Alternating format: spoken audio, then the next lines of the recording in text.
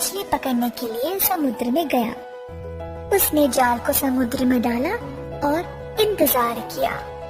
थोड़ी देर में जब जाल भारी लगने लगा, मछुए ने तब जाल को बाहर निकाला। जाल में एक दो मछलियों के साथ साथ एक शीशा भी अटका था।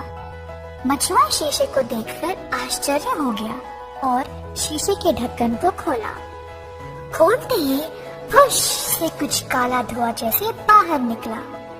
वो काला धुआं एक बड़ा सा बादल बना और उसमें से एक भूत निकल आया। मछुआ भूत को देखकर बहुत डर गया। भूत भयानक आवाज में जोर से हंसने लगा और बोला, कई साल पहले मैं बहुत शक्तिशाली था।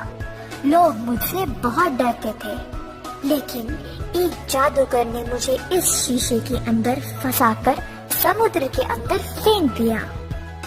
बहुत सालों तक मैंने बाहर निकलने की कोशिश की, लेकिन मैं असफल रहा। आज तुम्हारी वजह से मैं फिर से बाहर निकल गया। मछुआ दंग रहा और कुछ भी बोल नहीं पाया।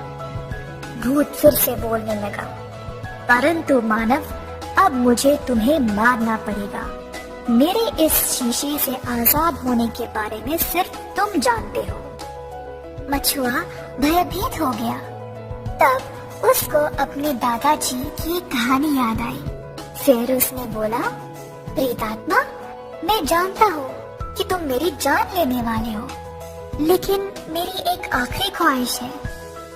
भूत गुस्से से पूछा, क्या है तुम्हारी आखिरी ख्वाहिश? जल्दी बताओ। मछुआ बोला, प्रेतात्मा, तुम इतने बड़े पर्वत जैसे हो। मुझे समझ नहीं आया कि तुम इतने छोटे से शीशे में कैसे घुस गए। ये बात मेरी समझ के बाहर है। क्या तुम मुझे दिखा सकते हो कि ये मुमकिन कैसे है? वो बहुत सालों बाद बाहर निकलने की खुशी में अपनी बुद्धि खो बैठा और मछुए को उसके सवाल का जवाब देना चाहा।